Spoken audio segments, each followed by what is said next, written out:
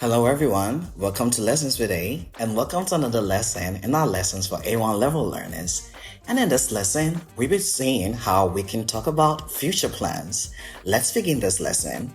To talk about our future plans, the first phrase we are going to look at is going to. Now, how do we use going to talk about our future plans? The structure is reuse the subject plus or is or are plus going to plus the verb.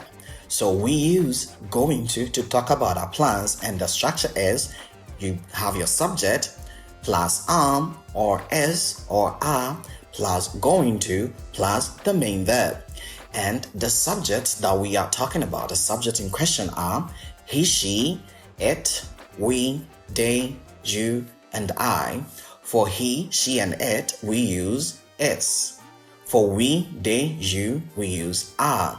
And for I, we use Remember, he, she, and it are singular subject. So for singular subject, we use is.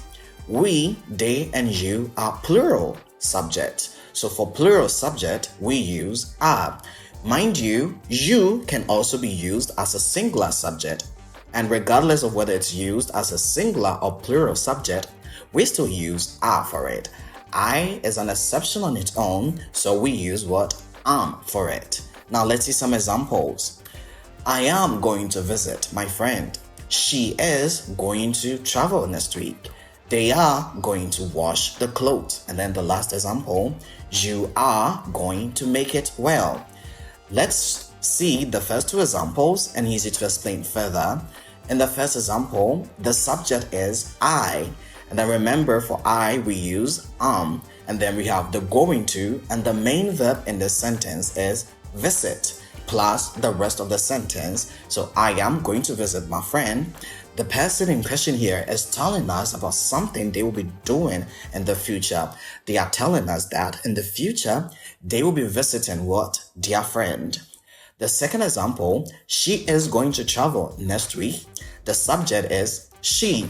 And remember, when the subject is singular and it's he or she or it, we use is plus going to and then the verb, which here is travel, plus the rest of the sentence to give us she is going to travel next week. Here we are being told what her plans for next week, which is in the future, are. So what are her plans? She is going to travel next week. And so goes the rest of the examples.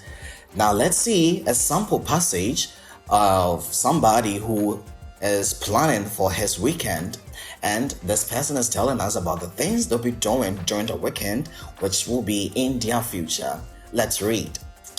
My weekend plans.